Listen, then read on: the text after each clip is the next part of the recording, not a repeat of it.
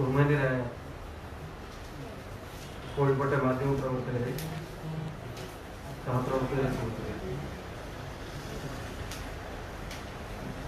ഐക്യജനാധിപത്യ മുന്നണിയുടെ യുവജന സംഘടനകളുടെ ഒരു യോഗം കഴിഞ്ഞ ദിവസം എറണാകുളത്ത് വെച്ച് ചേർന്നിരുന്നു.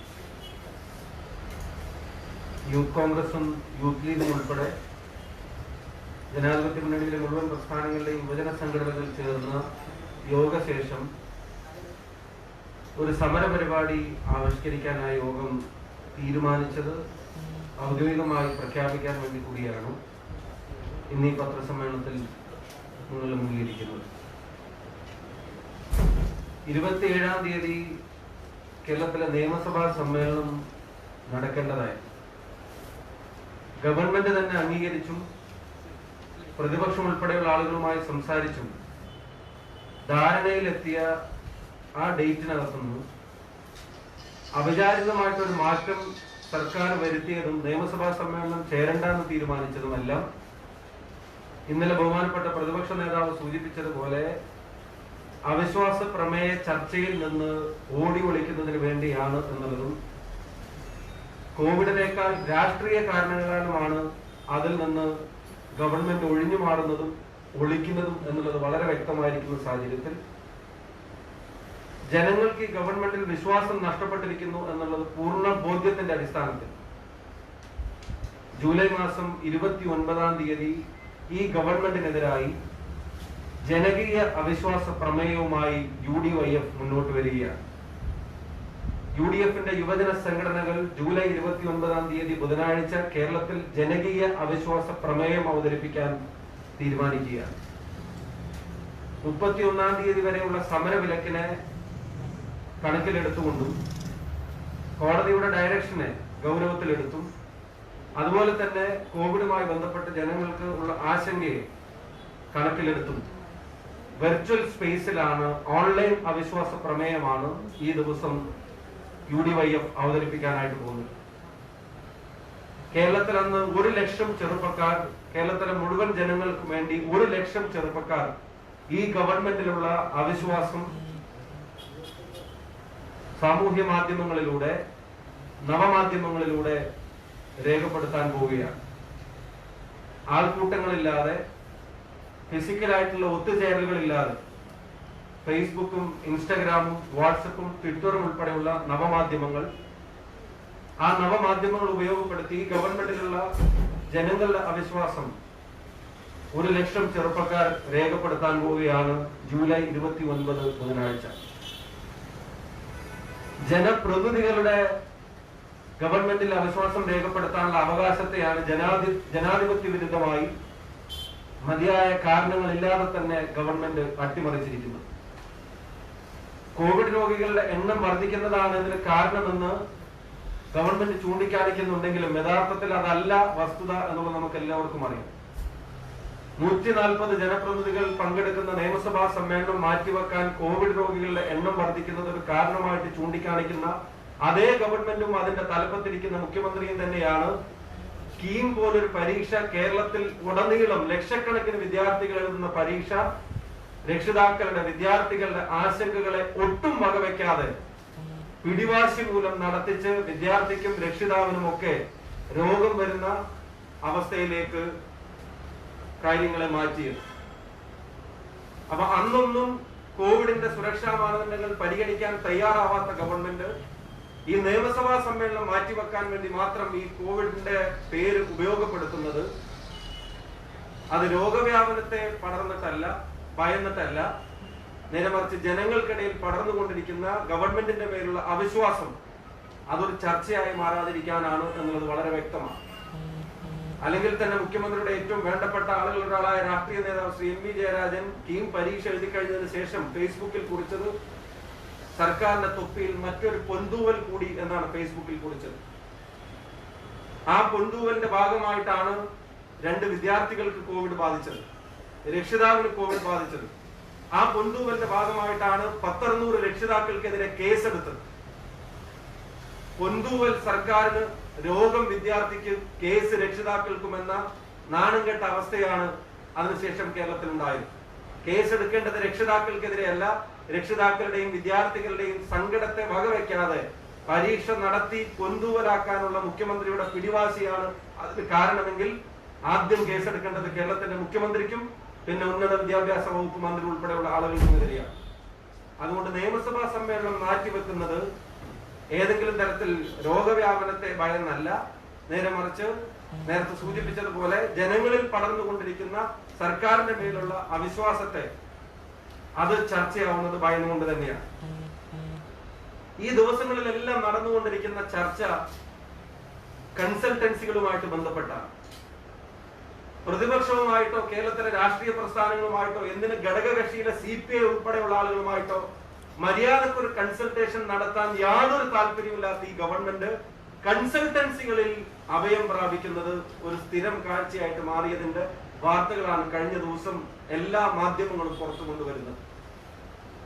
സർക്കാരിന്റെ നിലവിലുള്ള ഫോഴ്സിലോ ചട്ടങ്ങളിലോ നടപടിക്രമങ്ങളിലോ ഒന്നിനും വിശ്വാസമില്ലാത്ത സർക്കാർ ഈ കൺസൾട്ടൻസ് കൊടുക്കുന്ന അതുവഴി കിട്ടാവുന്ന കമ്മീഷനിൽ മാത്രമാണ് താല്പര്യം പ്രകടിപ്പിക്കുന്നത് എന്നുള്ളതിന്റെ ഓരോ തെളിവും എല്ലാ ദിവസവും പുറത്തു വന്നുകൊണ്ടിരിക്കുകയാണ്. ഓരോ പദ്ധതിയുടെ കൺസൾട്ടൻസി കൊടുക്കുമ്പോഴും ക്രമവിരുദ്ധമായി ചട്ടങ്ങൾ പാലിക്കാതെ, മതിയായ ടെൻഡർ നടപടികൾ സ്വീകരിക്കാതെ, വേണ്ടത്ര ആലോചനകളില്ലാതെ, ബന്ധപ്പെട്ട വകുപ്പുകൾ അറിയാതെ ഏകപക്ഷീയമായി ആരുടെയൊക്കെയോ താല്പര്യങ്ങൾ സംരക്ഷിക്കാൻ വേണ്ടിയുള്ള ഒരു ത്വരയാണ് ഗവൺമെന്റും അന്ന് മുഖ്യമന്ത്രിയും പലപ്പോഴും കാണിക്കുന്നത്. അതിൽ വിചിത്രമായി തോന്നിയ ഒരു കാര്യം നിങ്ങളുടെ ശ്രദ്ധയിൽപ്പെടുത്താൻ വേണ്ടി കൂടിയാണ് ഈ പത്രസമ്മേളനം ഞങ്ങൾ വിളിച്ചു ചേർത്തത്. ഗവൺമെന്റിന്റെ കൺസൾട്ടൻസി പ്രണയങ്ങളിൽ ആദ്യത്തേതുണ്ടായിരുന്നത് KPMGയോടായിരുന്നു. വലിയ പദ്ധതികൾ, റീബിൽഡ് കേരള പോലെയുള്ള ഇനീഷ്യേറ്റീവ്സിനെ സൗജന്യം എന്ന പേരിൽ ആദ്യം കടന്നു വരികയും പിന്നെ അതിൽ നിന്ന് പിന്മാറി പിന്നീട് പെയ്ഡ് ആയിട്ടുള്ള ഒരു സംവിധാനത്തിലേക്ക് മാറാൻ നടത്തിയ ശ്രമങ്ങളെ സംബന്ധിച്ചൊക്കെ കഴിഞ്ഞ ദിവസം നമ്മൾ വാർത്തകൾ പുറത്തു കണ്ടു.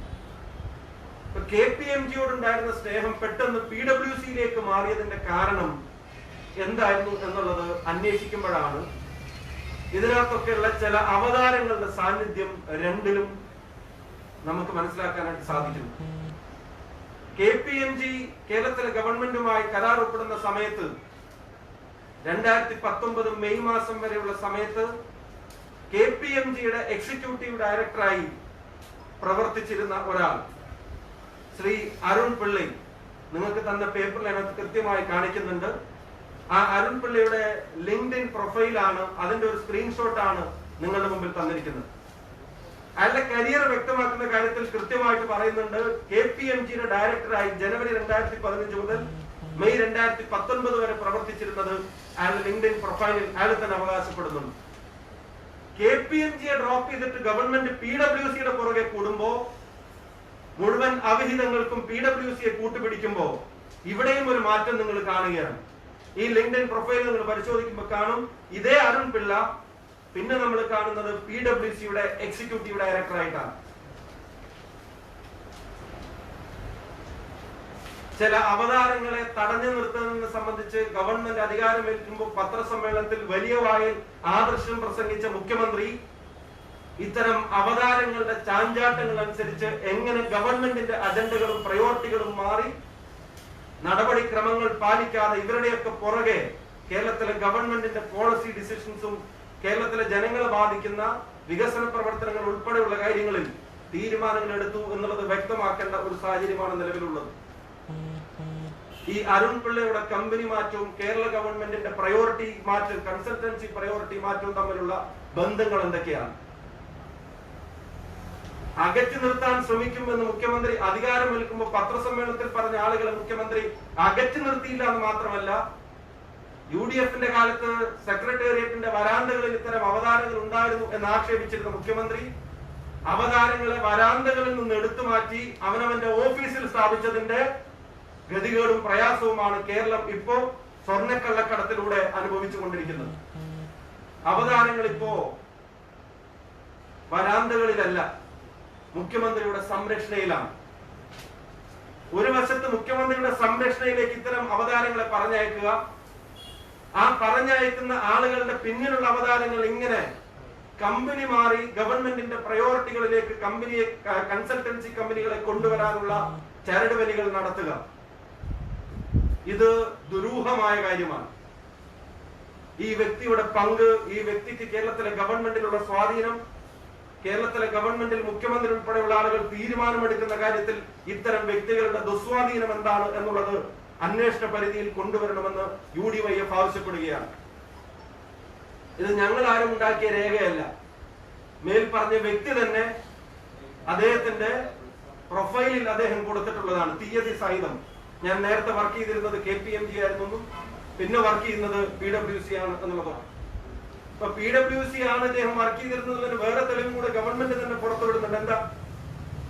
ഇവിടെ ഹെസ്സുമായിട്ട് ഈ മൊബിലിറ്റി കരാർ ഒപ്പിടുന്ന സമയത്ത് ആദ്യം കമ്പനിയെ തീരുമാനിച്ച് പ്രതിപക്ഷ നേതാവ് പറഞ്ഞതുപോലെ പിന്നെ കൺസൾട്ടൻസിയെ തേടി പോകുമ്പോ ഈ പറയുന്ന കമ്പനിക്ക് തന്നെ കരാർ കൊടുക്കണമെന്നുള്ള ഗവൺമെന്റിന്റെ താല്പര്യം സംരക്ഷിക്കാൻ അപ്പൊ കിട്ടാവുന്നതിൽ ഏറ്റവും നല്ലത് PwC ആണ് എന്നുള്ളത് നേരത്തെ KPMG മൊത്തുള്ള വഴിവിട്ട ഇടപാടുകൾ ഗവൺമെന്റിനൊപ്പം നിന്ന് നടത്തി ശീലിച്ചിട്ടുള്ള ശ്രീ അരുൺ പിള്ള തന്നെ ഇതിനകത്തേക്ക് മാറി ഇതുവഴി പ്രപ്പോസ് ചെയ്യുന്നു.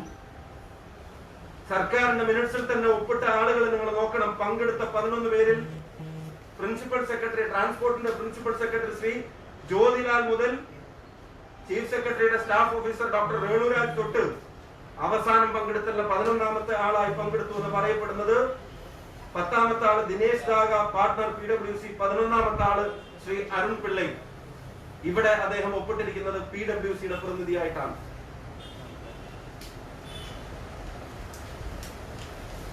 മുഴുവൻ നടപടിക്രമങ്ങളും കാറ്റിൽ പറത്തി, ഒരു ചട്ടവും പാലിക്കാതെ, ഒരു ടെൻഡറും വിളിക്കാതെ, ഷോർട്ട് ലിസ്റ്റഡ് കമ്പനികളിൽ നിന്ന് പോലും കൺസൾട്ടൻസിയെ തീരുമാനിക്കുമ്പോൾ ഫിനാൻഷ്യൽ ബിഡ് ഉൾപ്പെടെയുള്ള കാര്യങ്ങൾ പരിശോധിക്കണമെന്നുള്ള മുഴുവൻ ചട്ടങ്ങളെയും കാറ്റിൽ പറത്തി ഇങ്ങനെ ഒരു കാര്യം ആദ്യം കമ്പനിയുമായി ധാരണയും പിന്നെ കൺസൾട്ടൻസിയും കൊണ്ടുവരുന്നത് കാലിനൊത്ത് ചെരുപ്പിടാനല്ല, ചെരുപ്പിനൊത്ത് കാല് മുറിക്കാൻ വേണ്ടിയാണ് എന്നുള്ളത് വളരെ പ്രകടമാവുകയാണ്.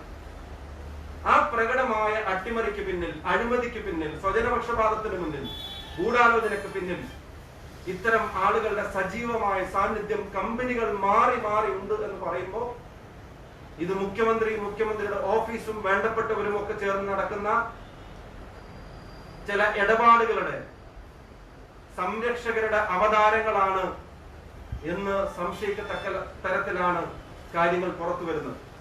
വളരെ ഗൗരവമായ അന്വേഷണ വിധേയമാവേണ്ട വിഷയമായി ഇത് UDFന് അനുഭവപ്പെടുകയാണ്. ഇതിനെ സംബന്ധിച്ച് വ്യക്തതയും ഇതിനെ സംബന്ധിച്ച് ക്ലാരിറ്റിയും വരുത്തേണ്ടത് അനിവാര്യമാണ്. അന്വേഷണ പരിധിയിൽ ആ സമയത്ത് പ്രവർത്തിച്ചവർ പിന്നെ ഈ കമ്പനിയിലേക്ക് എങ്ങനെ മാറി, ഈ കമ്പനിയിൽ പ്രവർത്തിക്കുമ്പോൾ ആ കമ്പനിയെ ഡ്രോപ്പ് ചെയ്തിട്ട് പിന്നെ എങ്ങനെ ഈ കമ്പനിയെ ഗവൺമെന്റ് ഹോൾഡ് ചെയ്യാൻ തീരുമാനിച്ചു, അവർക്ക് എങ്ങനെ ഇത്തരം കരാറുകൾ കൊടുത്തു എന്നത് ഉൾപ്പെടെയുള്ള കാര്യങ്ങൾ തീർച്ചയായിട്ടും പുറത്തു വരേണ്ടതാണ്. കേരളത്തിലെ പ്രതിപക്ഷ പ്രവർത്തനങ്ങളെ മുഴുവൻ കോവിഡ് പടർത്താനുള്ള പ്രവർത്തനങ്ങളായിട്ടാണ് CPM ബോധപൂർവം പ്രചരിപ്പിച്ചുകൊണ്ടിരിക്കുന്നത്. ഈ വക തട്ടിപ്പും വെട്ടിപ്പും കൊള്ളയും കേരളത്തിലെ പ്രതിപക്ഷവും മാധ്യമങ്ങളും ഈ സമയത്തും കൊണ്ടുവന്നിട്ടില്ലെങ്കിൽ കോവിഡിന്റെ കാലം ഈ പറയുന്ന കൊള്ള സംഘങ്ങളുടെ വസന്തകാലമായി കേരളത്തിലെ സർക്കാർ സംവിധാനത്തിൽ മാറിയിരിക്കുകയായിരുന്നു. അതിനെ തുറന്നു കാണിക്കാൻ നമുക്ക് കഴിയുമായിരുന്നില്ല. ഇതുകൊണ്ടും തീരുന്നില്ല. ഇത്തരം ആളുകളുടെ സാന്നിധ്യത്തിന്റെ രണ്ടാമത്തെ ഒരു വശം കൂടെ നിങ്ങളുടെ മുമ്പിൽ പറയാൻ ഞങ്ങൾ ആഗ്രഹിക്കുകയാണ്. സ്വപ്ന സുരേഷിനെ IT ഇൻഫ്രാസ്ട്രക്ചർ ലിമിറ്റഡിന്റെ ഓപ്പറേഷൻ ഹെഡ് മാനേജറുടെ പോസ്റ്റിൽ സർക്കാരിന്റെ വിസിറ്റിംഗ് കാർഡ് അടിച്ച് സർക്കാരിന്റെ ഔദ്യോഗിക പദവിയിൽപ്പെട്ട ഒരാളായി ഇരുത്തിയതിന്റെ പിന്നിൽ സ്വർണ്ണക്കള്ളക്കടത്തും അതുമായി ബന്ധപ്പെട്ട താല്പര്യങ്ങളും മാത്രമല്ല എന്നുള്ളത് ചില വിവരങ്ങൾ നമുക്ക് ലഭിച്ചിരിക്കുകയാണ്. ആ വിവരങ്ങളുടെ അടിസ്ഥാനം ഈ PwCയുമായിട്ട് കണക്റ്റഡ് ആണ്. വിഷൻ ടെക്കിന്റെ ആണ് എന്ന് ന്യായീകരിക്കാൻ ഇടതുപക്ഷ ബുദ്ധിജീവികളൊക്കെ വല്ലാതെ പാടുപെട്ടിരുന്നുവെങ്കിലും വിഷൻ ടെക് കേരളത്തിലെ ഗവൺമെന്റ് സർവീസിലേക്ക് കഴിഞ്ഞ കാലങ്ങളിൽ എത്ര പേരെ കോൺട്രിബ്യൂട്ട് ചെയ്തിട്ടുണ്ട്, ഈ സ്വപ്ന സുരേഷിന് ശേഷമുള്ള നിയമനങ്ങളിൽ എത്ര പേരെ തന്നിട്ടുണ്ട് ഉൾപ്പെടെയുള്ളത് പരിശോധനയ്ക്ക് വിധേയമാക്കേണ്ട കാര്യമാണ്. ഞങ്ങൾക്ക് അറിയാൻ കഴിഞ്ഞത് അവരെ ഏൽപ്പിച്ചിരിക്കുന്ന ഏക ടാസ്ക് സ്വപ്ന സുരേഷിനെ ഇതിനകത്ത് കയറ്റുക എന്നുള്ളത് മാത്രമായിരുന്നു. അതിന്റെ കാര്യകാരണങ്ങളെ സംബന്ധിച്ച് അന്താരാഷ്ട്ര തലത്തിലുള്ള PwCയുടെ ഇടപെടലുകൾക്ക് അതിനുള്ള വേദി ഒരുക്കലായിരുന്നു എന്നുള്ള വിവരങ്ങളാണ് ഇപ്പോ ക്രെഡിബിൾ ആയിട്ടുള്ള സോഴ്സുകളിൽ നിന്ന് ലഭിക്കുന്നത്. സ്വപ്ന സുരേഷിന് സ്വർണ്ണക്കള്ളക്കടത്ത് നടത്താൻ മുഖ്യമന്ത്രിയുടെ ഓഫീസും മുഖ്യമന്ത്രി ഉൾപ്പെടെയുള്ള ആളുകളുമായിട്ടുള്ള പരിചയത്തെ ഉപയോഗപ്പെടുത്തൽ മാത്രമായിരുന്നില്ല ലക്ഷ്യം. നേരെ മറിച്ച് PwCയുടെ വലിയ ബിസിനസ് ഡീലിന് സ്വപ്ന സുരേഷ് കേരളത്തിന്റെ ഗവൺമെന്റിനെ ഒരു പ്ലാറ്റ്ഫോം ആക്കി മാറ്റി കൊടുക്കുകയായിരുന്നു. അതിനാണ് മുഖ്യമന്ത്രിയും മുഖ്യമന്ത്രിയുടെ IT സെക്രട്ടറിയും മുഖ്യമന്ത്രിയുടെ സെക്രട്ടറിയുമായിട്ടുള്ള ആളുകൾ കൂട്ടുനിന്നത് എന്നുള്ളത് ഇപ്പൊ മനസ്സിലാവുകയാണ്. ലോകത്ത് കൺസൾട്ടൻസികൾ അടുത്തതായിട്ട് ബൂം ചെയ്യുമെന്ന് പ്രതീക്ഷിക്കുന്ന ഒരു മേഖലയാണ് സ്പേസ്. നിങ്ങൾക്കറിയാം, പ്രൈവറ്റ് കമ്പനികൾ പോലും സ്പേസ് എക്സ്പ്ലോറേഷന് വേണ്ടി ആളുകളിൽ നിന്ന് പണം ഈടാക്കി ആളുകളെ കൊണ്ടുപോകുമ്പോൾ അത്തരം റിസർച്ചുകൾക്ക് വേണ്ടി ലോകത്ത് കോടിക്കണക്കിന് രൂപ ചെലവഴിക്കപ്പെട്ടുകൊണ്ടിരിക്കുന്ന ഒരു കാലത്ത് ISRO ലോകത്തിന് മുന്നിൽ സാമാന്യം നല്ല പേരുള്ള അംഗീകാരമുള്ള ഒരു സ്പേസ് റിസർച്ച് ഓർഗനൈസേഷനാണ്, ഗവൺമെന്റിന്റെ പൂർണ്ണ നിയന്ത്രണത്തിലുള്ള സ്ഥാപനം. അതുമായി കണക്ട് ചെയ്ത് നമ്മുടെ തിരുവനന്തപുരത്തിന്റെ പ്രാധാന്യമൊക്കെ, ഇന്ത്യയുടെ സ്പേസ് റിസർച്ചുമായിട്ട് ബന്ധപ്പെട്ട് നമ്മുടെ തിരുവനന്തപുരത്തിന്റെ പ്രാധാന്യമൊക്കെ നമുക്കറിയാം. ആ തിരുവനന്തപുരത്ത് ഒരു സ്പേസ് പാർക്ക്, ഈ IT ഇൻഫ്രാസ്ട്രക്ചർ വഴി ഓപ്പറേറ്റ് ചെയ്യുന്ന ഒരു സ്പേസ് പാർക്ക് ഇവർ തുടങ്ങാൻ തീരുമാനിക്കുക. അതിന്റെ കൺസൾട്ടൻസി തലത്തിലേക്ക് PwCയെ കൊണ്ടുവരിക. PwCയുടെയും മുഖ്യമന്ത്രിയുടെയും ശിവശങ്കറിന്റെയും വേണ്ടപ്പെട്ട ഒരാളെ ഈ IT ഇൻഫ്രാസ്ട്രക്ചറിന്റെ തലപ്പത്തേക്ക് കോൺസുലേറ്റിൽ നിന്ന് ജോലി ഉണ്ടായിരിക്കെ വിളിച്ചു കൊണ്ടുവന്ന് നിയമിക്കുക. അവർക്ക് ഓപ്പറേഷൻ ഹെഡിന്റെ വിസിറ്റിംഗ് കാർഡ് അടിക്കുന്ന സ്ഥാനവും ആ പദവിയും കൊടുക്കുക. മനസ്സിലാക്കുന്നത് ഞെട്ടിപ്പിക്കുന്ന വിവരങ്ങളാണ്. കാരണം PwC ലോകമെമ്പാടുമുള്ള സ്പേസ് റിലേറ്റഡ് ആയിട്ടുള്ള കമ്പനികളോടും ഏജൻസികളോടും ഇതിനെ വെച്ച് മാർക്കറ്റ് ചെയ്യാൻ ഉള്ള ശ്രമം നടത്തി മാർക്കറ്റ് ചെയ്തുകൊണ്ടിരിക്കുകയായിരുന്നു. ഇന്ത്യ രാജ്യത്തിന്റെ ISROയുടെ ഏറ്റവും സുപ്രധാന കേന്ദ്രമായ ഈ തിരുവനന്തപുരത്തെ സ്പേസ് സെന്റർ, അത് മോണിറ്റർ ചെയ്യുന്നതും അതിന്റെ സ്പേസ് പാർക്കുമായിട്ട് ബന്ധപ്പെട്ട കാര്യങ്ങൾ ഓപ്പറേറ്റ് ചെയ്യുന്നതും ഞങ്ങളാണ് എന്നുള്ള അവകാശവാദം PwC മുന്നോട്ട് വെക്കുമ്പോൾ ആ മുന്നോട്ട് വെക്കുന്ന അവകാശവാദത്തെ സെക്കൻഡ് ചെയ്യാൻ, അതിനെ സപ്പോർട്ട് ചെയ്യാൻ ഗവൺമെന്റിൽ നിന്ന് കൊടുക്കുന്ന ക്ലാരിഫിക്കേഷന്റെ ഉത്തരവാദിത്വം PwC ഏൽപ്പിച്ചിരുന്നത് സ്വപ്ന സുരേഷിനെയാണ് എന്നുള്ള വിവരങ്ങളാണ് ഇപ്പൊ ലഭിച്ചുകൊണ്ടിരിക്കുന്നത്.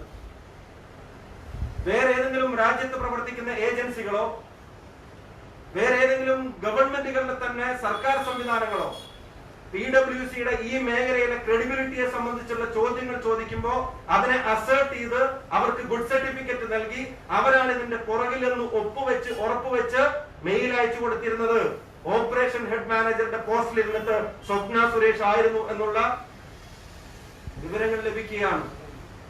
അടിയന്തരമായി അത്തരം കാര്യങ്ങൾ അന്വേഷണ പരിധിയിൽ കൊണ്ടുവരാൻ തയ്യാറാവണം. ഇന്ത്യയുടെ സ്പേസ് രംഗത്തുള്ള വളർച്ചയും തിരുവനന്തപുരത്തിന്റെ നമ്മുടെ സ്പേസ് സെന്ററിന്റെ വിക്രം സാരാഭായ് സ്പേസ് സെന്ററിന്റെ കോൺട്രിബ്യൂഷൻസിനെയും PwCക്ക് വേണ്ടി കച്ചവടം ചെയ്യാൻ ഗവൺമെന്റ് സ്വപ്ന സുരേഷിലൂടെ കൂട്ടുനിന്നിട്ട് ആയിരക്കണക്കിന് കോടിയുടെ ഡീലാണ് ഇതിന്റെ പേരിൽ നടന്നിരിക്കുന്നത് എന്ന് സംശയിക്കത്തക്ക തരത്തിലുള്ള ഇടപെടലുകളും അപ്പോയിന്റ്മെന്റും പോസ്റ്റിംഗും ഒക്കെയാണ് ഈ കാര്യങ്ങളിൽ നടന്നിട്ടുള്ളത്.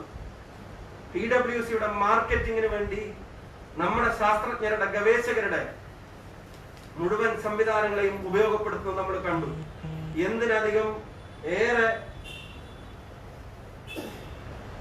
വിവരജ്ഞനായ ഈ മേഖലയിൽ മുഖ്യമന്ത്രിയുടെ പോലും ഉപദേഷ്ടാവായി കാണുന്ന ഒരാൾക്ക് സ്വപ്ന സുരേഷിനെ കൊണ്ടൊരു ഉപഹാരം കൊടുപ്പിച്ചത് വളരെ യാദർശികവും സാന്ദർഭികവുമായിരുന്നു എന്ന് നമുക്ക് കരുതാൻ കഴിയാത്ത തരത്തിൽ ആ ഉപഹാരം കൊടുക്കുന്ന ഫോട്ടോ പോലും ഉപയോഗിച്ചിരുന്നത്. അദ്ദേഹം നേരത്തെ ആരായിട്ട് പ്രവർത്തിച്ചിരുന്ന ആളാണ്. അദ്ദേഹം നേരത്തെ ഇത്രയും ഉന്നതമായ പദവിയിൽ ഇരിക്കുന്ന ഒരാൾക്ക് ഗവൺമെന്റിന്റെ പേരിലുള്ള ഉപഹാരം കൊടുക്കുന്നതിന് പോലും സ്വപ്ന സുരേഷിനെ നിർത്തുമ്പോ കേരള ഗവൺമെന്റിനെയും സ്പേസ് പാർക്കിനെയും ISROയൊക്കെ വിറ്റ് കാശാക്കാൻ, തൂക്കി വിൽക്കാൻ കൺസൾട്ടൻസികൾക്ക് കേരളത്തിന്റെ മുഴുവൻ താല്പര്യങ്ങളെയും പരസ്യമായ കച്ചവടത്തിന് വെച്ചു കൊടുത്തിട്ട് അതിന്റെ തലപ്പത്തായിരുന്നു പിണറായി വിജയനും ശിവശങ്കരനും കേരളം ഭരിച്ചിരുന്നത് എന്നുള്ളത് ഇപ്പൊ പ്രകടമായി പുറത്തു വന്നിരിക്കുകയാണ്. അവരുടെ മെയിൽ കമ്മ്യൂണിക്കേഷൻസ് അടിയന്തരമായി ഗവൺമെന്റ് പരിശോധിക്കാൻ തയ്യാറാകേണ്ടതായിരുന്നു. തെളിവുകൾ നശിപ്പിക്കാനുള്ള കാലയളവാണ്. അവരെ അറസ്റ്റ് ചെയ്യാൻ ദേശീയ ഏജൻസി വരികയാണെങ്കിൽ വരട്ടെ എന്ന് പറഞ്ഞിട്ട് അവരെ തിരുവനന്തപുരത്തും എറണാകുളത്തും മൂക്കിന്റെ തുമ്പിലും പോലീസ് നിർബാധം അഴിഞ്ഞാടാനും മാധ്യമങ്ങൾക്ക് ഓഡിയോ ബൈറ്റ് കൊടുക്കാനും വക്കീലിനെ കാണാനും സംസാരിക്കാനും ഒക്കെയുള്ള സമയം കൊടുത്തതിലൂടെ ഇത്തരം തെളിവുകൾ പുറത്തു വരുന്നതിന് തടയാനുള്ള ശ്രമമായിരുന്നു ഗവൺമെന്റ് ബോധപൂർവം നടത്തിയത് എന്നുള്ളത്, പ്രത്യേകിച്ച് ആഭ്യന്തര വകുപ്പ് മുഖ്യമന്ത്രി നടത്തിയത് എന്നുള്ളത് പ്രകടമാണ്. ഇത് രണ്ടും വളരെ ഗൗരവതരമായ വിഷയമാണ്.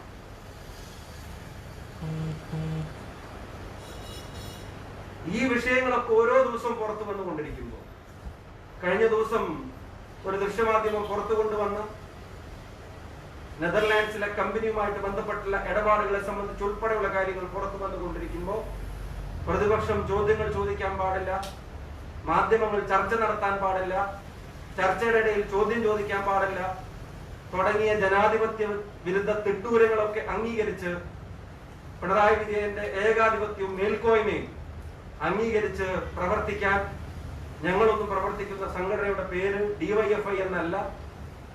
ഞങ്ങൾ UDFന്റെ യുവജന സംഘടനകളായിട്ട് പ്രവർത്തിക്കുന്നു. അതുകൊണ്ട് തന്നെ സമരവിലക്കുള്ള ഈ കാലത്ത് ഞങ്ങൾക്ക് വെർച്വലായി, ഓൺലൈനായി ജനങ്ങളുടെ ഈ അവിശ്വാസം സർക്കാരിന്റെ മേലിൽ രേഖപ്പെടുത്തുന്ന പദ്ധതിയുമായി ഞങ്ങൾക്ക് മുന്നോട്ട് പോകേണ്ടതായിട്ട് വരികയാണ്. അതല്ലാതെ ഞങ്ങളാരും രോഗവ്യാപനത്തിന് ശ്രമിക്കുന്നവരല്ല. ഞങ്ങൾക്ക് അങ്ങനെ ഒരു വ്യാപാരവുമില്ല. അങ്ങനെയുള്ള പിടിവാശി ഗവൺമെന്റിനുണ്ടായിരുന്നു എന്ന് തെളിയിക്കുന്നതായിരുന്നു കീമിന്റെ എക്സാം എന്നുള്ളത് അതിനുശേഷമുള്ള ഓരോ സംഭവവും നമ്മളോട് പറയുന്നുണ്ട്.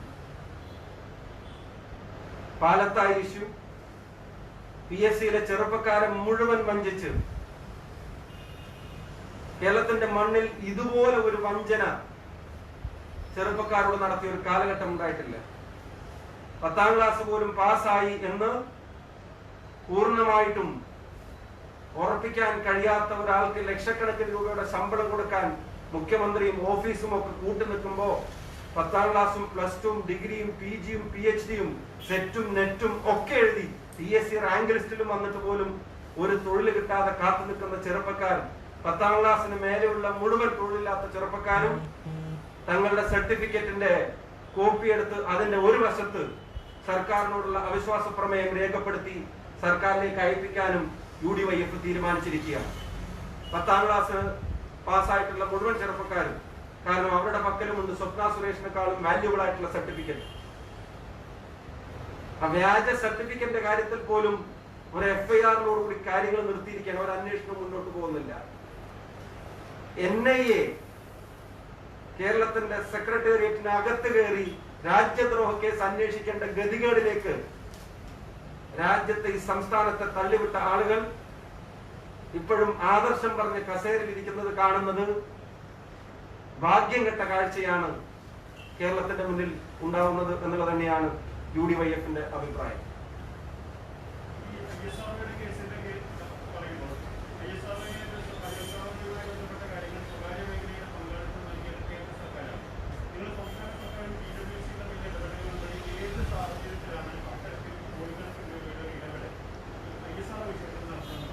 PWC സ്പേസ് പാർക്കുകൾ കൈകാര്യം ചെയ്ത് ഇതിന്റെ ട്രാക്ക് റെക്കോർഡും ട്രാക്ക് ഹിസ്റ്ററിയും അല്ലാതെ പറയാനുള്ള ഒരു ഏജൻസി ഒന്നുമില്ല. അത്തരം സംവിധാനങ്ങൾ അവർക്ക് ഇല്ലാതിരിക്കുമ്പോൾ ഇത്തരം കാര്യങ്ങളിലേക്ക് അവരെ ഇൻവൈറ്റ് ചെയ്ത് കൊണ്ടുവന്ന് ചട്ടങ്ങളും നടപടിക്രമങ്ങളും ഒന്നും വേണ്ടത്ര പാലിക്കാതെ, ഞാൻ പറഞ്ഞു ഷോർട്ട് ലിസ്റ്റ് ചെയ്ത കമ്പനികളെ തെരഞ്ഞെടുക്കുമ്പോൾ പോലും ഗവൺമെന്റിന്റെ ഗൈഡ് ലൈനിനെ മറച്ചു വെച്ചിട്ട് അവരത് ഏറ്റെടുക്കുമ്പോൾ അതിനുള്ള സൗകര്യം ഗവൺമെന്റ് ഒരുക്കി കൊടുക്കുക ഒരു വശത്ത്.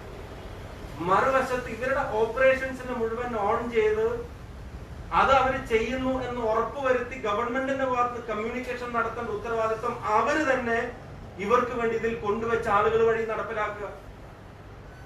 ഞാനൊരു ജോലി നന്നായി ചെയ്യുന്നുണ്ടോ ഇല്ലയോ എന്നുള്ളത് പറയേണ്ട ഉത്തരവാദിത്വം ചേട്ടനാണെങ്കിൽ, ചേട്ടൻ അവിടെ നിയമിക്കുന്നതും ഞാൻ, ശമ്പളം കൊടുക്കുന്നത് ഗവൺമെന്റ്, വിദ്യാഭ്യാസ യോഗ്യതയില്ല, ഇന്റർവ്യൂ ഇല്ല, ടെസ്റ്റ് ഇല്ല, ഒന്നുമില്ല. അപ്പൊ എന്റെ പ്രവർത്തനങ്ങളെ വിലയിരുത്തേണ്ട ആളെ പോലും ഞാൻ ഗവൺമെന്റിൽ കൊണ്ടുവച്ചിട്ടാണ് ഇത് ചെയ്യുന്നത്. എന്നിട്ട് വിദേശ കമ്പനികളുടെ മുന്നിൽ, ഏജൻസികളുടെ മുമ്പിൽ ഇതിന്റെ ഓപ്പറേഷൻസിന്റെ മുഴുവൻ ഉത്തരവാദിത്വം തങ്ങൾക്കാണ് എന്ന് ഗവൺമെന്റിന്റെ ഭാഗത്ത് നിന്ന് സ്വപ്ന സുരേഷ് കൊടുക്കുന്ന സർട്ടിഫിക്കറ്റും വെച്ച് അങ്ങനെ കച്ചവടം ചെയ്യുന്ന ഒരു സാഹചര്യം ഉണ്ടായിരിക്കുകയാണ്. പക്ഷെ അതൊന്നും അന്വേഷിക്കാൻ നമ്മളെ ഗവൺമെന്റ് താല്പര്യപ്പെടുന്നില്ല. അവരുടെ ഗവൺമെന്റിൽ ഇരിക്കുമ്പോഴുള്ള അവരുടെ പ്രവർത്തനങ്ങളെ പൂർണ്ണമായിട്ടും അന്വേഷണ പരിധിയിൽ കൊണ്ടുവരണ്ടേ. NIA സ്വർണ്ണക്കള്ളക്കടത്ത് മാത്രമാണ് അന്വേഷിക്കുന്നതെങ്കിൽ ഗവൺമെന്റിൽ ഇരുന്നിട്ട് സ്വപ്ന സുരേഷ് ചെയ്ത മുഴുവൻ കാര്യങ്ങളും ഈ അന്വേഷണ പരിധിയിൽ കൊണ്ടുവരാൻ ഗവൺമെന്റ് തയ്യാറാവണ്ടേ?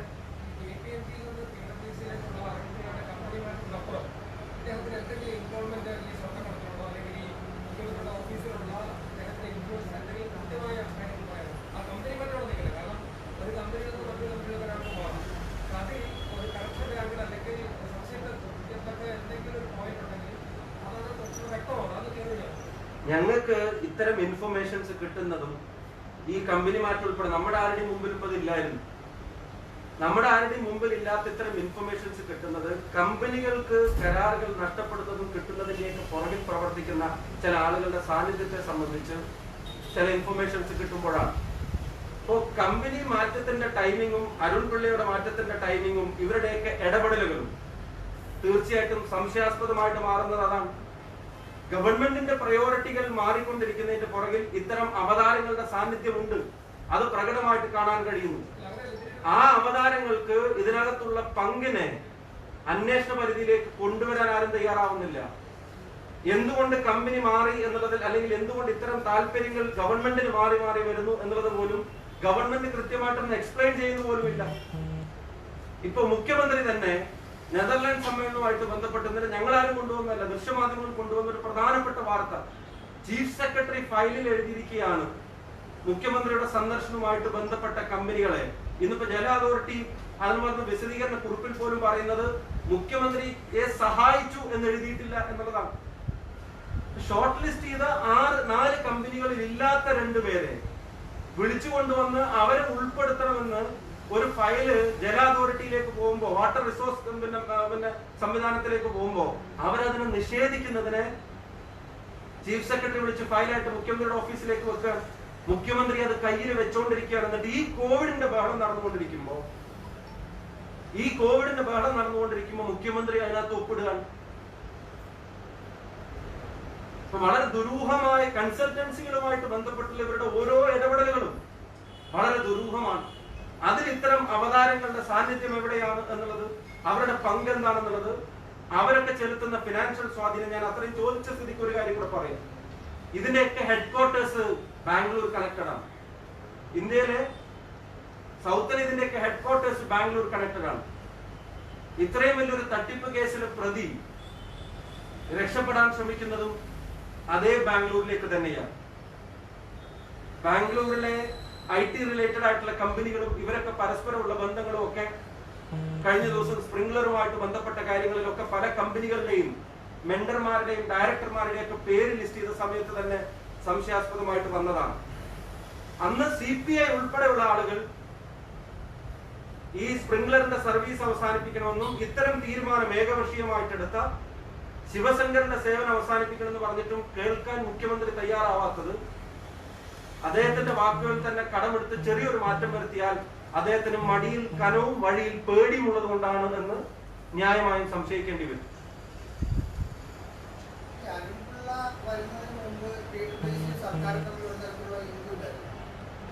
ഈ വലിയ ഇനിഷ്യേറ്റീവ്സ്, തട്ടിപ്പ് നടത്താൻ കഴിയാവുന്ന ഇനിഷ്യേറ്റീവ്സ്, ഫോർ എക്സാമ്പിൾ ഈ കത്തിൽ നിന്ന് മനസ്സിലാവുന്നത് എന്താ, ഇതിൽ നിന്ന് സർക്കാരിന്റെ മിനിറ്റ്സിൽ നിന്ന് മനസ്സിലാവുന്നത് എന്താ, ഈ മൊബിലിറ്റി പദ്ധതിയിലെ ഏറ്റവും ക്രമക്കേട് നടന്ന ഫാക്ടർ എന്താ, കൺസൾട്ടൻസിയെ തീരുമാനിക്കുന്നതിന് മുമ്പ് ബസ് ആരിൽ നിന്നാണ് വാങ്ങേണ്ടത് അവരെ തീരുമാനമെടുത്തിരുന്നു. കൺസൾട്ടൻസി പങ്കെടുക്കുന്ന മീറ്റിംഗിനകത്ത് വന്നിട്ട് ഇവരും പങ്കെടുക്കുകയാണ്, ഹെസ്സിന്റെ ആളുകളും പങ്കെടുക്കുക. അതിൽ കൺസൾട്ടൻസിയുടെ ഭാഗമായിട്ട് ആര് വരുന്നു? ഈ അരുൺ പിള്ള ഉൾപ്പെടെയുള്ള ആളുകൾ വരുന്നു. അപ്പൊ ഇവര് നടത്തിവെച്ച അഴിമതിക്ക് കളമൊരുക്കാൻ നടത്തിവെച്ച ഒരു ഇടപാട്, ഒരു ഡീല്, അതിന് ഏതെങ്കിലും തരത്തിൽ ലീഗലൈസ് ചെയ്യാനുള്ള ലാസ്റ്റ് മിനിറ്റ് ശ്രമത്തിൽ അവരെ സഹായിക്കാൻ ഓടിയെത്തുന്നത് PWC ആണ്. ആ PWCയിൽ നേരത്തെ KPMGയുടെ സാന്നിധ്യം ഉണ്ടായിരുന്ന ഒരാളുടെ സാന്നിധ്യം ഇതിനകത്ത് കാണുന്നു. നമ്മൾ കൺസൾട്ടൻസിയെ തീരുമാനിച്ചിട്ട് വേറൊരു കമ്പനിയെ തീരുമാനിക്കുകയാണെങ്കിൽ താങ്കൾ പറഞ്ഞതുപോലെ നേരത്തെ തീരുമാനിച്ചത്. അപ്പൊ ഇവർ നടത്തുന്ന ക്രമവിരുദ്ധമായ ഇടപാടുകളിൽ ഇത്തരം അവതാരകളുടെ സാന്നിധ്യമാണ് അന്വേഷിക്കണമെന്ന് ഞങ്ങൾ ആവശ്യപ്പെടുന്നു. അതിന് ഞങ്ങളെ മോശക്കാരാക്കി, കാര്യങ്ങൾ വൈകി മനസ്സിലാക്കുന്നവരാക്കി, സംസ്ഥാന വിരുദ്ധരാക്കി. നമ്മളിത് കണ്ടിട്ടുള്ളത് കേന്ദ്ര സർക്കാരിനെ വിമർശിച്ചാൽ രാജ്യദ്രോഹികളും, ഇത്രയും വലിയ തട്ടിപ്പും കൊള്ളയും ഈ കോവിഡ് കാലത്തും നടത്തുന്നതിന് എക്സ്പോസ് ചെയ്യുന്നവര് സംസ്ഥാന വിരുദ്ധരുമാക്കി നടത്തുന്ന ചിത്രീകരണങ്ങളുണ്ടല്ലോ. സ്റ്റേറ്റിനോടുള്ള അമിത താല്പര്യത്തിന്റെ മൊത്തക്കച്ചവടക്കാർ തങ്ങളാണെന്ന് അവകാശപ്പെടുന്ന ഫാസിസ്റ്റുകളുടെ രീതിയും ശൈലിയും, അത് ഞാൻ മറുപടി പറയാം. എന്നെ മരണത്തിന്റെ വ്യാപാരി എന്ന് വിളിച്ചതിന്റെ പ്രധാനപ്പെട്ട കാരണം ചോദിച്ചതിന് നന്ദി. ഞങ്ങൾ വാളയാറിൽ പോയതിന്റെ പേരിലാണ്. വാളയാർ ഞങ്ങൾ പോവാൻ കാരണം ഇപ്പൊ ഈ പത്രസമ്മേളനം കവർ ചെയ്തുകൊണ്ടിരിക്കുന്ന ദൃശ്യമാധ്യമങ്ങളും പ്രിന്റ് മാധ്യമങ്ങളുടെ പ്രതിനിധികൾ ഉൾപ്പെടെയുള്ള ആളുകൾ മെയ് മാസം 9-ാം തീയതി രാവിലെ വാളയാറിൽ എത്തുകയാണ്, ഞങ്ങളൊക്കെ എത്തുന്നതിന്റെ മുമ്പ്. എന്നിട്ട് ഇവിടെയുള്ള ഈ മാധ്യമങ്ങളുടെ പ്രതിനിധികൾ അവിടെ നിന്ന് റിപ്പോർട്ട് ചെയ്തുകൊണ്ടിരുന്നത് കുടിക്കാൻ ഒരു തുള്ളി വെള്ളം കൊടുക്കാൻ ആരുമില്ല, ഭക്ഷണം കൊടുക്കാൻ ഒരു സംവിധാനവും ഇവിടെ സർക്കാർ ഏർപ്പെടുത്തിയിട്ടില്ല, എന്തിനധികം ഗർഭിണികളായിട്ടുള്ള സ്ത്രീകൾ ഉൾപ്പെടെയുള്ള ആളുകൾക്ക് ഒന്ന് മൂത്രമൊഴിക്കാനുള്ള ഒരു ബേസിക് ഫെസിലിറ്റി പോലും ഇല്ലാത്ത ഒരു സ്ഥലത്ത് നൂറുകണക്കിന് ആളുകളെ ഇങ്ങനെ തടഞ്ഞു വെച്ചിരിക്കുന്ന ക്രൂരത, അത് ദൃശ്യമാധ്യമങ്ങൾ ഉൾപ്പെടെ അവരുടെ ദൃശ്യങ്ങൾ ഉൾപ്പെടെ നൽകി സംപ്രേഷണം ചെയ്ത് ഓടി വരാൻ ജനപ്രതിനിധികൾ ആരുമില്ല എന്നുള്ള തരത്തിൽ പ്രചരണം നടത്തി അവസാനം ഫേസ്ബുക്കിൽ എന്നെയൊക്കെ ടാഗ് ചെയ്തിട്ട് വന്ന മെസ്സേജ്, ഞാൻ പാലക്കാട് MLA ആണ് എന്നതുപോലും ഓർക്കാതെ, താനൊക്കെ പാലക്കാട്ടെ MLA അത് മലമ്പുഴ മണ്ഡലമാണ് എന്നതുപോലും ഓർക്കാതെ അവിടെ ഒന്ന് തിരിഞ്ഞു നോക്കി ഒരു തുള്ളി വെള്ളം കൊടുക്കാൻ താനൊക്കെ എവിടെ പോയി കിടക്കണടാ എന്നുള്ള ഇടതുപക്ഷ പ്രൊഫൈലുകളുടെ ക്യാമ്പയിൻ ഉൾപ്പെടെ തുടങ്ങി. തൃശൂർ കളക്ടറേറ്റിന് മുമ്പിൽ രമ്യ ഹരിദാസും അനിലക്കരയും TN പ്രതാപനും നടത്തിക്കൊണ്ടിരുന്ന സമരത്തിനൊടുവിൽ തൃശൂർക്കാരായ ആളുകൾ ഇവിടെ പ്രയാസപ്പെടുന്നതിന്റെ വിവരവും ലഭിച്ച് എന്തെങ്കിലും ഒരു തീരുമാനം അവരുടെ കാര്യത്തിൽ എടുക്കണമെന്ന് എല്ലാവരും മണിക്കൂറുകളോളം ലൈവായിട്ടുള്ള ചർച്ചകളും വാർത്തകളും ചെന്നതിന് ശേഷമാണ്, ഞാൻ ചുരുക്കി പറയാം, പെട്ടെന്ന് അവിടെ എത്തിയത്.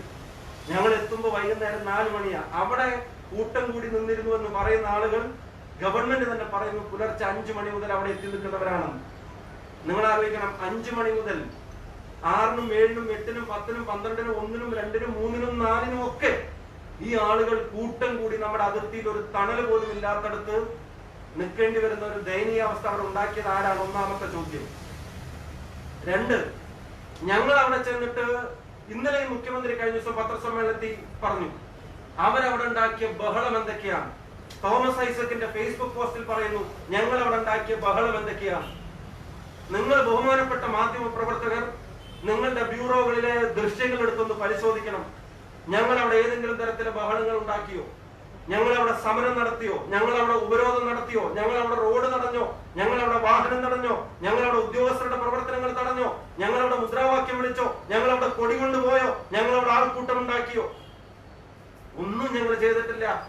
അവിടെ ചെന്നിട്ട് അവിടെയുള്ള ഉദ്യോഗസ്ഥരോട് സംസാരിച്ചു, കളക്ടറെ വിളിച്ചു, മിനിസ്റ്ററെ വിളിച്ചു, 2 മന്ത്രിമാരെ വിളിച്ചു, ചീഫ് സെക്രട്ടറിയെ വിളിച്ചു, മുഖ്യമന്ത്രിയുടെ ഓഫീസിൽ വിളിച്ചു, SP-യെ വിളിച്ചു, DYSP-യെ വിളിച്ചു, അവിടെയുള്ള ദിശയിൽ ഉൾപ്പെടെയുള്ള മുഴുവൻ കേരള സർക്കാരിന്റെ സംവിധാനങ്ങളിലും വിളിച്ചു. ഇവരുടെ കാര്യത്തിൽ ഒരു തീരുമാനമെടുക്കണം എന്ന് മാത്രം ഞങ്ങൾ പറഞ്ഞു. അവസാനം ഞങ്ങൾ അവരോട് പറഞ്ഞു ഇവരെ ഇൻസ്റ്റിറ്റ്യൂഷൻ ക്വാറന്റൈൻ ചെയ്യണം. ഈ റോട്ടിൽ അവരെ ഇങ്ങനെ നിർത്തിയാൽ രാത്രിയായി, രാവിലെ 5 മണി മുതൽ വന്ന ആളുകൾക്ക്, അതിനിടയ്ക്ക് പാലക്കാട് MP പ്രിയപ്പെട്ട ശ്രീ VK ശ്രീകണ്ഠൻ വന്ന് അവർക്ക് കുറച്ച് വെള്ളവും അവർക്ക് കുറച്ച് വാഴപ്പഴവും കൊടുത്തു. ഒരു മനുഷ്യനോട് ആ പ്രദേശത്തെ ജനപ്രതിനിധികൾ ചെയ്യേണ്ട നീതിയാണോ? വേറെ ഏതെങ്കിലും കുഴപ്പം ഞങ്ങൾ അവിടെ ഉണ്ടാക്കിയോ? ഇനി അതിന്റെ 2ാമത്തെ ഘടകം, അന്നത്തെ ദിവസത്തെ മലയാള മനോരമ ഉൾപ്പെടെയുള്ള പത്രങ്ങൾ ഞാൻ നിങ്ങളുടെ മുമ്പിൽ പ്രസന്റ് ചെയ്യാം. 9-ാം തീയതി രാവിലത്തെ മലയാള മനോരമ പത്രത്തിലെ വാർത്ത, 8-ാം തീയതിയിൽ കൗണ്ടറിൽ തിരക്ക് കൂടിയപ്പോ 4 പുതിയ സ്പോർട്ട് പാസിന്റെ കൗണ്ടർ തുറന്നു. ഞാൻ പറയുന്നത് സത്യവിരുദ്ധമാണെങ്കിൽ നിങ്ങൾക്ക് പരിശോധിക്കാം. 4 പുതിയ സ്പോർട്ട് കൗണ്ടറുകൾ 8-ാം തീയതി തുറന്നു. അതുവഴി 300-ലധികം ആളുകളെ ഈ സ്റ്റേറ്റിലേക്ക് കടത്തിവിട്ടു. ഗവൺമെന്റ് തന്നെ പറഞ്ഞ കണക്ക്. എന്നിട്ട് ഗവൺമെന്റിന്റെ 8-ാം തീയതിയിലെ തീരുമാനം, ജില്ലാ ഭരണകൂടത്തിന്റെ 8-ാം തീയതിയിലെ തീരുമാനം, 9-ാം തീയതി അഡീഷണൽ ആയി 4 കൗണ്ടർ കൂടെ തുറക്കാൻ തീരുമാനിച്ചിരിക്കുന്നു.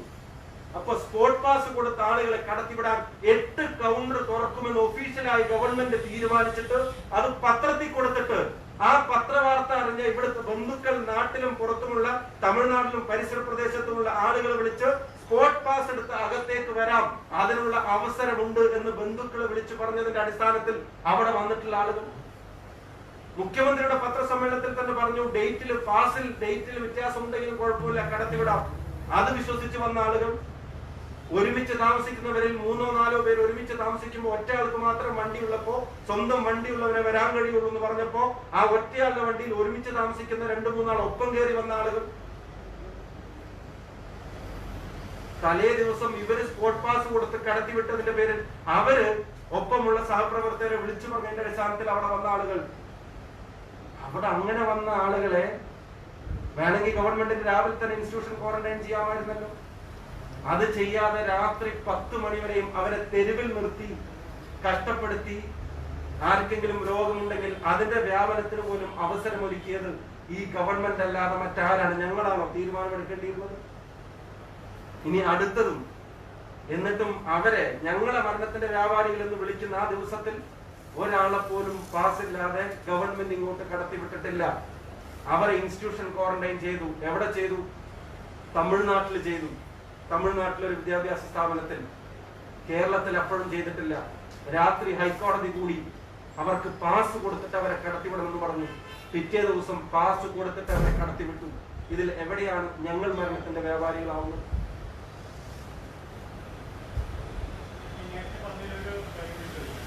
ഞാനിതൊന്ന് പറഞ്ഞോട്ടെ. ഇനി തോമസ് ഐസക്കിനെ പോലുള്ള ആളുകൾ പത്രസമ്മേളനം നടത്തി ഫേസ്ബുക്കിൽ പോസ്റ്റ് ഇട്ടിട്ട് ഞങ്ങളെ മരണത്തിന്റെ വ്യാപാരികൾ എന്ന് വിളിക്കുകയാണ്. ഒരാളെ പോലും ആ ദിവസം കേരളത്തിലേക്ക് സ്പോട്ട് പാസ് കൊടുത്ത് കടത്തിവിട്ടിട്ടില്ല എന്ന് ഗവൺമെന്റ് തന്നെ പറയുമ്പോ അതിന്റെ പേര് പറഞ്ഞ് ഇത്രയും ദിവസങ്ങളായിട്ടും ഞങ്ങൾക്കെതിരെ വ്യാജ പ്രചരണം നടത്തുക. ശ്രീ തോമസ് ഐസക്കിന് എക്കണോമിക്സിലല്ല PhD ഉള്ളത് എന്ന് അദ്ദേഹത്തിന്റെ മന്ത്രിസഭയിലെ അംഗമായ ശ്രീ G. സുധാകരൻ തന്നെ പറഞ്ഞു കേട്ടിട്ടുണ്ട് എന്നാണ് എന്റെ ഓർമ്മ. അദ്ദേഹത്തിന് എന്തിനാണ് PhD ഉള്ളത് എന്ന് എനിക്ക് അറിഞ്ഞുകൂടാ. പക്ഷെ അദ്ദേഹത്തിന്റെ ഇന്നത്തെ കുറിപ്പ് കാണുമ്പോൾ അദ്ദേഹത്തിന്റെ PhD അദ്ദേഹത്തിന് മാത്രമല്ല ബിനീഷ് കോടിയേരിക്കും കൂടെ കൊടുക്കാവുന്ന നിലവാരത്തിലുള്ളതാണ് എന്ന് എനിക്ക് മനസ്സിലാവുകയാണ്. 1000 കോവിഡ് രോഗികൾ വന്നപ്പോ കേരളത്തിലെ CPM ഭരിക്കുന്ന പാർട്ടി സെക്രട്ടറിയുടെ ഫേസ്ബുക്ക് പോസ്റ്റാണ് കേരളത്തിൽ ഇന്ന് കോവിഡ് രോഗികളുടെ എണ്ണം 1000 കവിഞ്ഞെന്നറിഞ്ഞു. സെക്രട്ടറിയുടെ മകൻ ഇട്ട പോസ്റ്റാണ്. ഈ നിലവാരത്തിലാണ് ഇപ്പൊ തോമസ് ഐസക്കും വന്ന് നിൽക്കുന്നത്. അദ്ദേഹത്തിന്റെ PhD എന്തിനാണെങ്കിലും അതൊന്ന് ബിനീഷ് കോടിയേരിക്കും കൊടുക്കാവുന്നതാണ്. അവരുടെ തന്നെ വാക്കുകൾ കടമെടുത്താൽ അദ്ദേഹത്തിന്റെ PhD കുത്തിത്തിരിപ്പിലാണോ എന്ന് തോന്നിപ്പിക്കുന്ന തരത്തിലാണ് ഈ വ്യാജ പ്രചരണം. ഒരു മന്ത്രിയുടെ സ്ഥാനത്തിരുന്നിട്ട് ഇവരെ പോലുള്ള ആളുകൾ, ശ്രീ MM മണിയെ പോലുള്ള ആളുകൾ പ്രചരിപ്പിച്ചുകൊണ്ടിരിക്കുന്നത്. ഇപ്പൊ കോവിഡ് വ്യാപിക്കേണ്ട ആവശ്യകത അത് സർക്കാരിന്റെയാണ് എന്ന് തോന്നിപ്പിക്കുന്ന തരത്തിലാണ്. കാരണം ഈ സ്വർണ്ണക്കള്ളക്കടത്ത് ഉൾപ്പെടെയുള്ള വിവാദങ്ങളിൽ നിന്ന് കോവിഡിന്റെ എണ്ണം പറഞ്ഞ് രക്ഷപ്പെടാൻ, കോവിഡിന്റെ രോഗികളുടെ എണ്ണം വർദ്ധിപ്പിക്കേണ്ടത് ഇപ്പൊ സർക്കാരിന്റെ ആവശ്യകതയാണ്. ഞാൻ തുറന്നു പറയാൻ ആഗ്രഹിക്കുന്നു, സ്വപ്ന സുരേഷ് വരുന്നത് വരെ കേരളത്തിലെ പരിശോധനകളുടെ എണ്ണം കൂട്ടാൻ മാധ്യമങ്ങളും പ്രതിപക്ഷവും നിരന്തരം പറഞ്ഞിട്ടും ചെവി കേൾക്കാതിരുന്ന ഗവൺമെന്റ് സ്വപ്ന സുരേഷിന്റെ എൻട്രിയിലാണ് കോവിഡ് പരിശോധനകളുടെ എണ്ണമെങ്കിലും കൂട്ടാൻ തയ്യാറായത്. ആകെ സ്വപ്ന സുരേഷിനെ കൊണ്ട് കേരളത്തിന് കിട്ടിയ ഗുണം അത് മാത്രമാണ് എന്ന് പറയേണ്ടി വരും. നിങ്ങൾ ഡേറ്റുകൾ പരിശോധിച്ചോ? കഴിഞ്ഞ കാലങ്ങളിൽ എത്ര പരിശോധന ഗവൺമെന്റ് നടത്തി, ഇപ്പൊ എത്ര നടത്തുന്നു എന്നുള്ളത്. ഇനി പ്രതിപക്ഷ സമരങ്ങളെ സംബന്ധിച്ച് ആക്ഷേപം ഉന്നയിക്കുന്ന ആളുകൾ, ഞങ്ങളുടെ സമരങ്ങൾ വഴി എത്ര പേർക്ക് കോവിഡ് പകർന്നിട്ടുണ്ട് ഇവർ പറയട്ടെ. എന്നാൽ അങ്ങനെയാണോ കാര്യം? ഇപ്പൊ ഇതാ DYFIയുടെ ഓഫീസ് ഉൾപ്പെടെ അടച്ചുപൂട്ടി സെക്രട്ടറിക്ക് ഉൾപ്പെടെ ക്വാറന്റൈനിൽ പോകേണ്ട അവസ്ഥ വന്നു. ആരും ബോധപൂർവം ചെയ്തു ഞങ്ങൾ പറയുന്നില്ല. കാസർഗോഡ് CPMന്റെ മെമ്പറും ഭർത്താവും കൂടെ നടന്ന് രോഗികളെ അതിർത്തി കടത്തി രക്ഷപ്പെടുത്തി രോഗം പ്രചരിപ്പിച്ചിട്ട് ഇടുക്കിയിലെ കോൺഗ്രസ് പ്രവർത്തകൻ ഉസ്മാൻ ലോക്ക്ഡൌൺ ഇല്ലാത്ത കാലത്ത് രോഗിയാണെന്ന് അറിയാതെ നടത്തിയ ഒരു യാത്രയെ പത്രസമ്മേളനത്തിൽ വിമർശിച്ച മുഖ്യമന്ത്രി ആ കാസർകോട്ടെ മെമ്പറുടെ കാര്യത്തിൽ ഒരു വാക്ക് പറയാൻ തയ്യാറായിട്ടില്ലല്ലോ. പ്രതിപക്ഷത്തിരിക്കുമ്പോൾ ഒരു സമരവും നടത്തണ്ട എന്ന് ഞങ്ങളെ പഠിപ്പിക്കുന്ന മുഖ്യമന്ത്രിയുടെ പാർട്ടി ബംഗാളിൽ നടത്തുന്ന സമരങ്ങളുടെ ദൃശ്യങ്ങളാണ്. അതിനവിടെ പറയുന്ന ന്യായം പ്രതിപക്ഷ ധർമ്മം നിറവേറ്റി എന്നുള്ളതാണ്. തെലങ്കാനയിൽ നടത്തുന്ന സമരങ്ങൾ, CITUവിന്റെ സമരങ്ങൾ, ജനങ്ങളെ സംഘടിപ്പിച്ച് CPM നടത്തിയ സമരങ്ങളുടെ CPMന്റെ തന്നെ പേജിൽ ഇട്ടിരിക്കുന്ന പോസ്റ്റുകളാണ്. നിങ്ങൾക്ക് ആർക്ക് വേണമെങ്കിലും പരിശോധിക്കാം. അവിടെ ആളെ കൂട്ടി ഇത് ചെയ്യുമ്പോ പ്രതിപക്ഷ ധർമ്മം ഇവിടെ രാജ്യദ്രോഹ കുറ്റത്തിന് കേസെടുത്ത് മുഖ്യമന്ത്രിയുടെ ഓഫീസിനകത്തേക്കും സെക്രട്ടേറിയറ്റിനകത്തേക്കും NIA കയറുന്ന ഘട്ടമെത്തിയിട്ട് പോലും ഒരു സമരം അനിവാര്യമായത് കേരളത്തിലെ പ്രതിപക്ഷം ചെയ്യുമ്പോ ഞങ്ങളെ മരണത്തിന്റെ വ്യാപാരികൾ എന്ന് വിളിക്കുക. ആ ആക്ഷേപം കേരളത്തിലെ ജനങ്ങൾ മുഖവിലക്ക് എടുക്കില്ല. അത് പരാജയത്തിൽ നിന്ന് രക്ഷപ്പെടാനുള്ള തത്രപ്പാടാണ് എന്നുള്ളത് വളരെ വളരെ വ്യക്തമാണ്.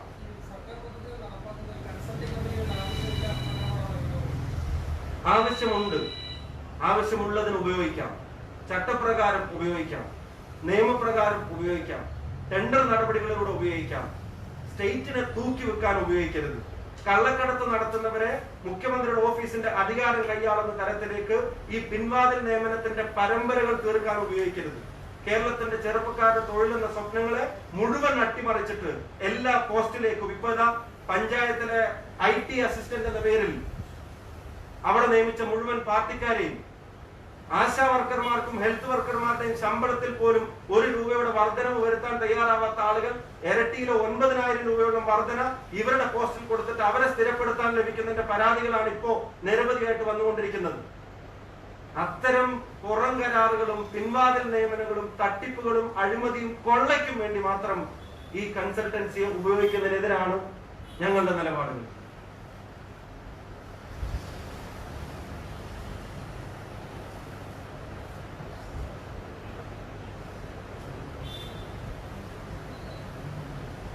ഒന്ന് 29-ാം തീയതിയിലെ ജനകീയ വിശ്വാസത്തിന്റെ ഒരു ഓപ്പറേറ്റീവ് പാർട്ട് ഏതാണ്ട് 1 ലക്ഷം യുവാക്കളുടെ അവിശ്വാസ പ്രമേയമാണ് ഈ സർക്കാർ രേഖപ്പെടുത്താൻ ഞാൻ ഉദ്ദേശിക്കുന്നത്. അതിനകത്ത് പ്രത്യേകിച്ച് ഈ പിൻവാതിൽ നിയമനങ്ങൾക്കെതിരായി ഇപ്പോൾ PSC റാങ്ക് ലിസ്റ്റിൽ ഉൾപ്പെട്ട ആളുകൾ, അതുപോലെ ജോലി കാത്തിരിക്കുന്ന ഉദ്യോഗാർത്ഥികൾ, അവരെല്ലാവരും റാങ്ക് ലിസ്റ്റിലുള്ളവർ റാങ്ക് ലിസ്റ്റിന്റെ കോപ്പി അടക്കം അവരുടെ യോഗ്യതാ സർട്ടിഫിക്കറ്റ് അടക്കം മുഖ്യമന്ത്രിയുടെ ഓഫീസിലേക്ക് അയച്ചു കൊടുത്തുകൊണ്ടാണ് ഈ അവിശ്വാസ പ്രമേയത്തിൽ അവർ പങ്കെടുക്കുന്നത്. അതുപോലെ കേരളത്തിലെ അമ്മമാര് ഈ പാലത്തായി വിഷയത്തിൽ സർക്കാർ കാണിക്കുന്ന അനീതിക്കെതിരായി ഈ അവിശ്വാസ പ്രമേയത്തിന്റെ ഭാഗമായി പങ്കെടുത്തുകൊണ്ട് മുഖ്യമന്ത്രിയുടെ ഓഫീസിലേക്ക് ഈ പ്രമേയം അയച്ചു കൊടുക്കും. അതുപോലെ മറ്റുള്ള ആളുകൾ ഞങ്ങൾ തയ്യാറാക്കുന്ന അവിശ്വാസ പ്രമേയം വെർച്വൽ പ്ലാറ്റ്ഫോം വഴി, സോഷ്യൽ മീഡിയയിലെ വിവിധ പ്ലാറ്റ്ഫോമുകൾ വഴി ഇത് വായിക്കും. അതോടൊപ്പം മുഖ്യമന്ത്രിയുടെ ഓഫീസിലെ നമ്പറുകളിലേക്ക്, മന്ത്രിമാരുടെ ഓഫീസിലെ നമ്പറുകളിലേക്ക് ഫോൺ വിളിച്ച് ഈ അവിശ്വാസ പ്രമേയം വായിക്കും. അതുപോലെ മുഖ്യമന്ത്രിയുടെയും മന്ത്രിമാരുടെയും ഫേസ്ബുക്ക് പോസ്റ്റുകളിൽ കമന്റുകളായി ഈ അവിശ്വാസ പ്രമേയം രേഖപ്പെടുത്തും. അങ്ങനെ വിവിധ തലങ്ങൾ വഴി ഈ അവിശ്വാസ പ്രമേയം രേഖപ്പെടുത്താൻ വേണ്ടിയിട്ടാണ് UDYF തീരുമാനിച്ചിട്ടുള്ളത്. മറ്റൊരു കാര്യം, പാലത്തായി വിഷയം ഇവിടെ സൂചിപ്പിച്ചു. ഈ ഗവൺമെന്റ് പൂർണ്ണമായും ഇരയോടൊപ്പമല്ല പ്രതിയോടൊപ്പമാണ് നിൽക്കുന്നത് എന്ന് ഒന്നുകൂടെ വ്യക്തമായിരിക്കുകയാണ്. കാരണം ഈ പ്രതിക്ക് ജാമ്യം കൊടുത്തതിനെതിരായി അപ്പീൽ കൊടുക്കും സർക്കാർ എന്നാണ് എല്ലാവരും കരുതിയിരുന്നത്. പാർട്ടി സെക്രട്ടറി ശ്രീ കോടിയേരി ബാലകൃഷ്ണൻ അടക്കം പത്രസമ്മേളനത്തിൽ പറഞ്ഞത് ഞങ്ങൾ ആ പെൺകുട്ടിയോടൊപ്പമാണ്, പ്രതിയോടൊപ്പമല്ല എന്നാണ്. പക്ഷെ ഇന്ന് വരെ സർക്കാർ ഈ പ്രതിക്ക് ജാമ്യം കൊടുത്തതിനെതിരായി അപ്പീൽ പോകാൻ തയ്യാറായിട്ടില്ല. ഒടുവിൽ ആ പെൺകുട്ടിയുടെ ഉമ്മയാണ്, മാതാവാണ് ഹൈക്കോടതിയെ സമീപിച്ച് ആ പ്രതിയുടെ ജാമ്യം റദ്ദു ചെയ്യണം എന്നാവശ്യപ്പെട്ടത്. ഒരു പെൺകുട്ടിക്ക് പോലും നീതി നിഷേധിക്കുന്ന ഒരു സർക്കാരായി ശ്രീ പിണറായി വിജയന്റെ സർക്കാർ ഇന്ന് കേരളത്തിൽ മാറിയിരിക്കുകയാണ്. ആ കുടുംബത്തിന് നിയമസഹായം കൊടുക്കാൻ വേണ്ടി UDYF തീരുമാനിച്ചിട്ടുണ്ട്. ഇപ്പോൾ ലോയേഴ്സ് ഫോറം ഉൾപ്പെടെയുള്ള അഭിഭാഷക സംഘടനകൾ അക്കാര്യത്തിന് വേണ്ടി പരിശ്രമിക്കുന്നുണ്ട്. ആ കുടുംബവുമായി ബന്ധപ്പെട്ട ഏതെങ്കിലും തരത്തിലുള്ള നിയമസഹായം ആവശ്യമാണെങ്കിൽ ഇന്ന് ഞങ്ങൾ അവിടെ പോകാനിരുന്നതാണ്.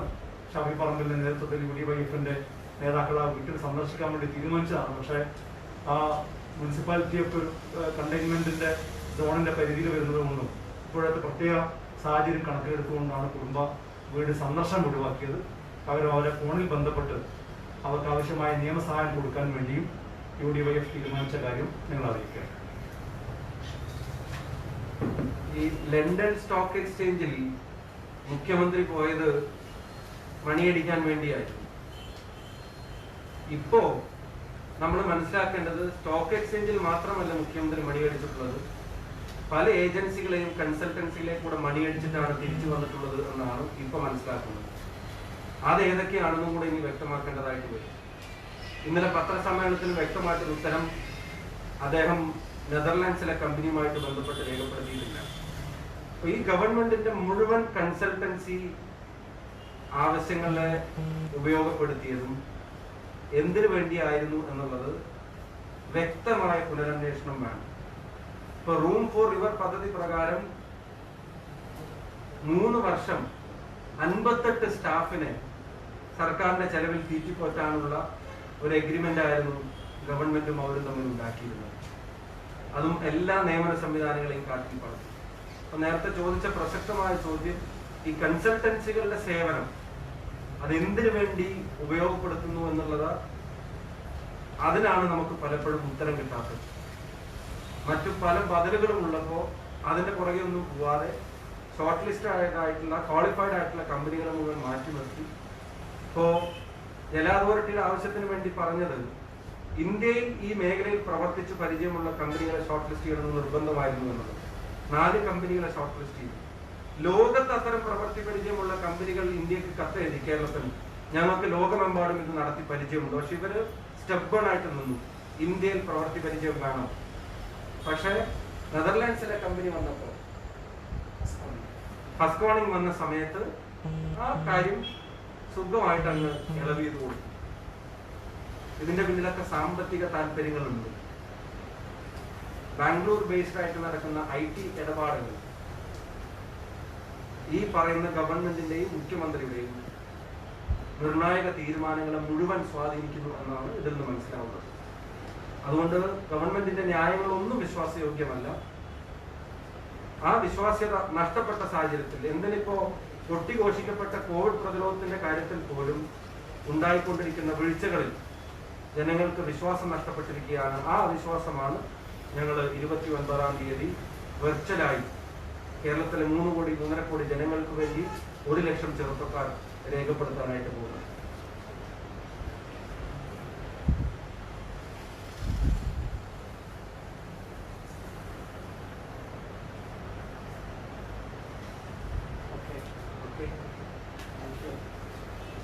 Thank you.